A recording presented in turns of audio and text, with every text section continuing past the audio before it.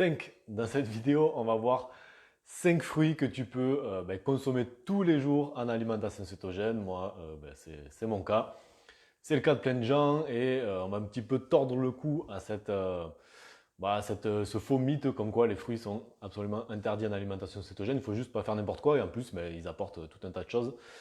Donc c'est quand même ultra important de les consommer. Avant de commencer, pour ceux qui ne me connaissent pas, je m'appelle François Bellé, j'ai 39 ans, j'ai perdu plus de 15 kilos grâce à l'alimentation cétogène et au jeûne intermittent.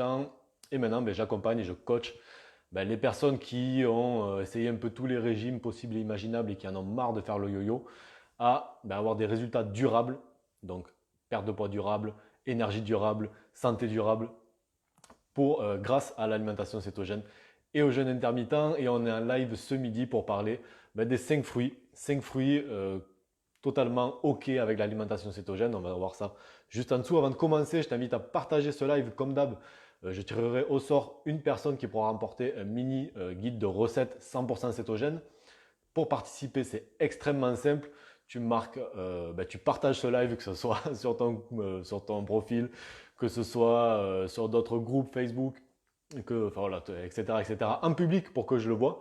Et tu mets juste un commentaire comme quoi tu as partagé. Pense à commenter en public, sinon je ne peux pas me rendre compte si tu as partagé ou pas. Donc voilà, c'est assez important.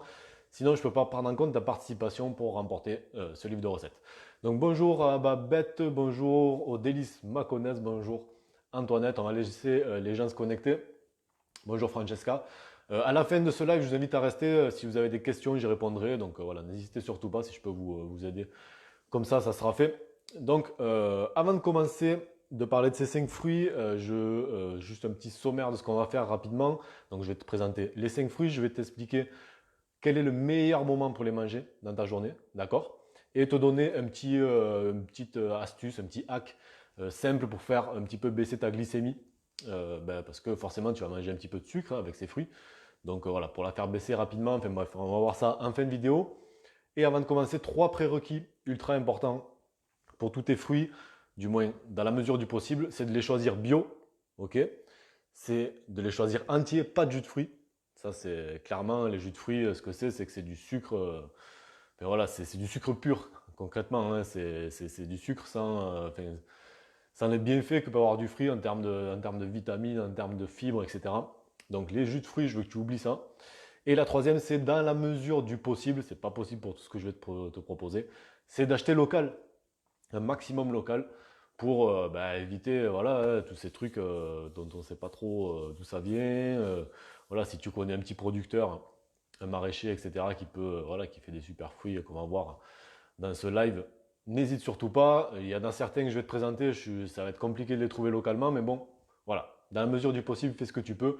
C'est valable aussi pour tes légumes, etc. Donc clairement, garde ça à l'esprit. Salut Caroline et bienvenue. Donc le premier fruit, c'est moi mon préféré, c'est quelque chose que j'adore, c'est un super dessert qu'on peut se faire, c'est les baies. Alors quand je dis les baies, c'est la framboise, c'est la myrtille, c'est les mûres. Voilà, en gros, on va dire en gros c'est ça. Pourquoi c'est top? Parce qu'ils sont extrêmement faibles en sucre, d'accord? Alors c'est tellement bon et pourtant c'est très très très faible en sucre. Ça doit être aux alentours, je ne vais pas te dire de bêtises, mais des 6 grammes de sucre pour 100 grammes, donc c'est extrêmement peu. C'est très haut en antioxydants comme le polyphénol, donc ça c'est très bon pour la santé. Salut Bénédicte. Très bon pour la santé, donc c'est vraiment génial. Et ce que tu peux faire, c'est tout con, mais tu peux t'en consommer, tu vois, ne serait-ce que 50 grammes par jour le soir, tu vois, après ton repas, ça te fait un petit dessert vraiment sympa. Ce que tu peux faire, c'est les congeler. Donc tu peux essayer de les trouver bio et locaux, et en plus les congeler pour pouvoir les ressortir quand tu veux. Donc vraiment, moi ça, je te le conseille, c'est un fruit que tu peux manger tous les jours, ne serait-ce que une cinquantaine de grammes par jour. C'est vraiment quelques grammes de sucre, c'est très peu. C'est plein de bons antioxydants, donc ça, c'est top. Et en plus, ça va vraiment te satisfaire. C'est vraiment un dessert frais que tu peux manger. Si tu avais l'habitude de manger des fruits avant l'alimentation cétogène, concrètement, c'est quelque chose que tu peux manger régulièrement et qui est top, quoi. Enfin, concrètement, je vois pas. Moi, quand on me dit que l'alimentation cétogène, les gens ne peuvent pas parce qu'ils vont plus pouvoir manger de fruits, là, non, je suis désolé. Ne serait-ce que ces petits fruits-là qui sont absolument délicieux, tu peux en consommer régulièrement. On va passer au deuxième. Je vais essayer d'avancer un petit peu. Si vous avez des questions, gardez-les ou posez-moi-les, je reviendrai dessus dès la fin du live. Deuxième fruit que moi je te conseille de consommer, alors si ce n'est pas au quotidien, du moins régulièrement, c'est les avocats. Et bien sûr, l'avocat, on l'oublie un petit peu, mais c'est un fruit. Concrètement, c'est un fruit. Alors pourquoi c'est top? Parce que c'est une source de bon gras, c'est une des meilleures sources de bon gras qui est quoi, concrètement. C'est riche en potassium, donc c'est 400 mg pour 100 g d'avocat. Sachant qu'en potassium, ce qu'on recommande quotidiennement, c'est à peu près entre 3500 mg et 4000 mg pour une personne adulte normale. Donc concrètement, un avocat, déjà, c'est quasiment 10% de ça, donc c'est voilà, c'est assez excellent. Euh, enfin, un avocat classique, je crois que c'est 200 grammes, ça doit être 200-250 grammes, donc tu as 800 mg pour. Voilà, déjà avec ça, je veux dire, si tu en manges un le matin, enfin un à midi, un le soir, voilà, tu as déjà bien rempli ton besoin en potassium de la journée, sachant que la plupart des gens ont des carences en potassium. C'est toujours intéressant. Après, bien sûr, tu peux compléter ça avec des fruits, avec des légumes verts qui en sont aussi très riches. Mais l'avocat, c'est très très riche. C'est très très riche en potassium, donc c'est très intéressant. C'est riche aussi en vitamine C, en vitamine E, en vitamine K. C'est aussi très riche en vitamine B5. La vitamine B5, ce qui est intéressant, c'est que c'est l'hormone anti-stress un petit peu. D'accord? Ça aide au bon fonctionnement de tes glandes surrénales. Donc si tu es quelqu'un de stressé, qui a qui a un petit peu de stress chronique, qui a une vie assez stressante, une vie un peu à 100 à l'heure, ça va beaucoup t'aider. Ça traite, alors j'ai noté, c'est efficace contre la chute des cheveux, ça améliore la réponse anti-stress, bien sûr, et ça réduit les taux de mauvais cholestérol. Et quand je dis mauvais cholestérol, c'est bien le LDL oxydé, hein, d'accord? On en a parlé hier un petit peu sur le groupe et tout. Voilà, attention avec ces trucs de cholestérol, moi je ne vais pas faire un débat sur ça dans ce live, c'est pas le moment. Mais en gros, voilà, l'avocat c'est vraiment top. Le seul truc, moi, c'est j'en ai réduit ma consommation pour une raison très simple, c'est que sa culture est pas super top, quoi. Enfin, notamment outre-Atlantique au Mexique, où c'est une culture qui demande extrêmement une quantité d'eau énorme qui est en train un petit peu de foutre en l'air à toute une région du Mexique, quoi. C'est tellement surexploité. Alors moi, quand je peux, généralement du Mexique, je l'achète plus.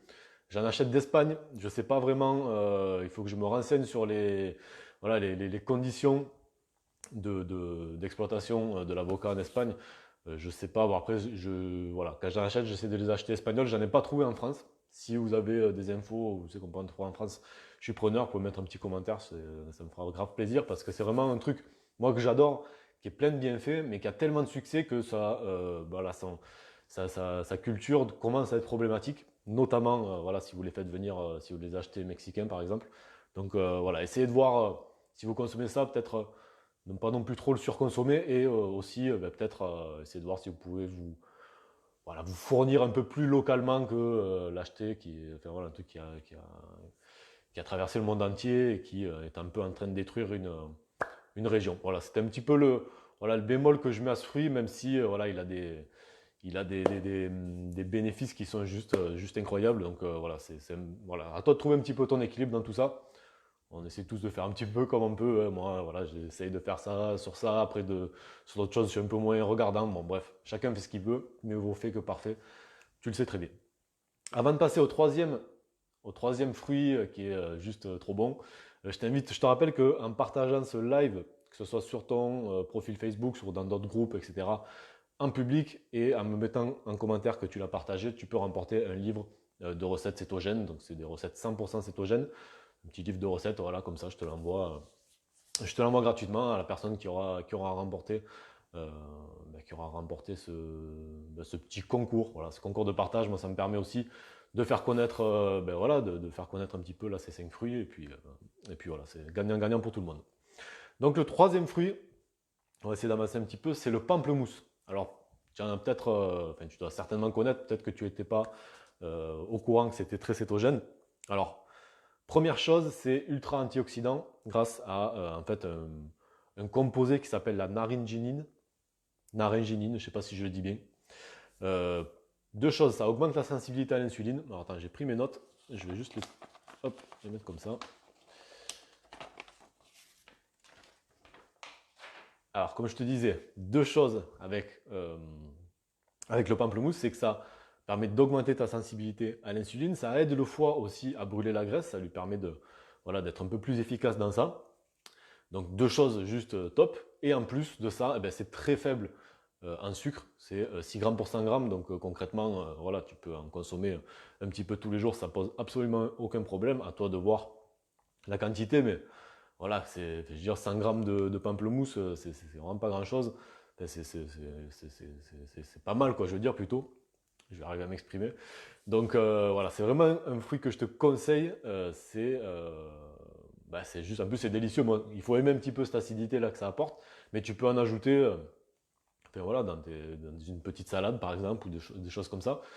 Concrètement, si tu as, voilà, c'est plein d'antioxydants qui sont très bons, notamment pour lutter contre les radicaux libres. Si tu as encore, par pitié, je te demande, si tu as encore une brûleuse de sucre, sache que voilà, les radicaux libres sont en train de vraiment de salir ton organisme et à terme te donner des maladies.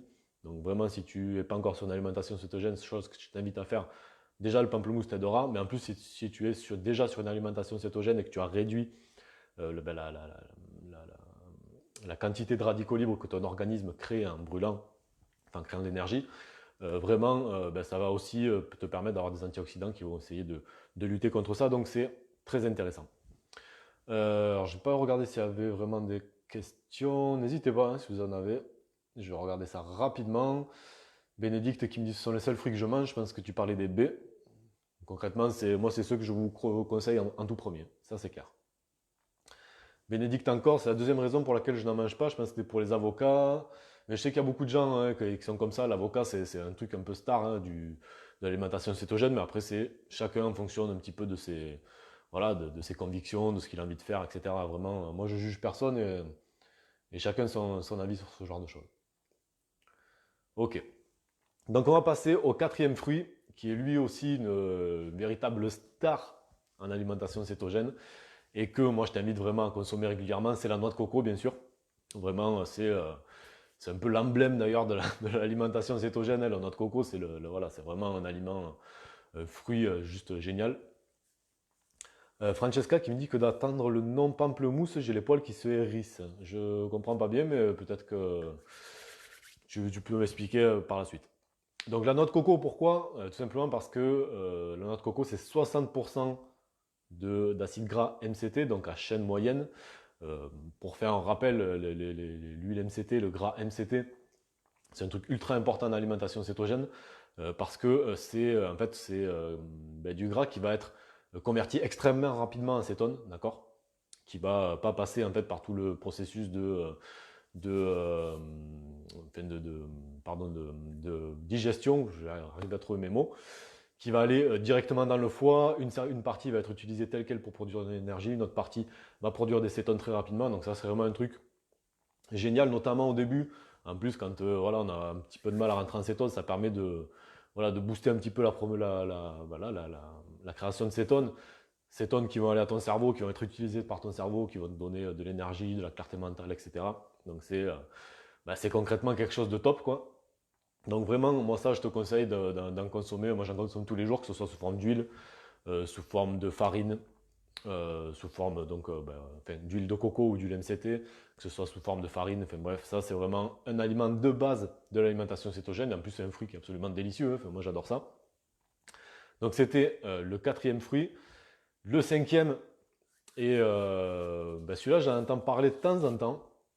Et pourtant, notamment si tu rajoutes du jeûne intermittent à ton alimentation cétogène, chose que je te conseille vraiment ardemment de faire.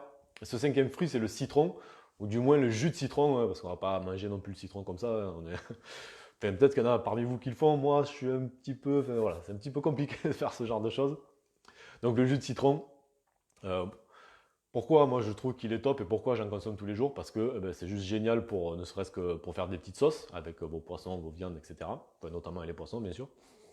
C'est aussi pour mettre dans votre boisson pour le jeûne aussi, c'est top. Moi, alors tous les matins, je me fais mon petit cocktail céto avec du vinaigre de cidre bio, avec un petit peu de crème de tartre, avec du magnésium, avec du sel de rose de l'Himalaya et 2-3 gouttes de jus de citron. Je me bois ça dans à peu près un demi-litre d'eau là tous les matins.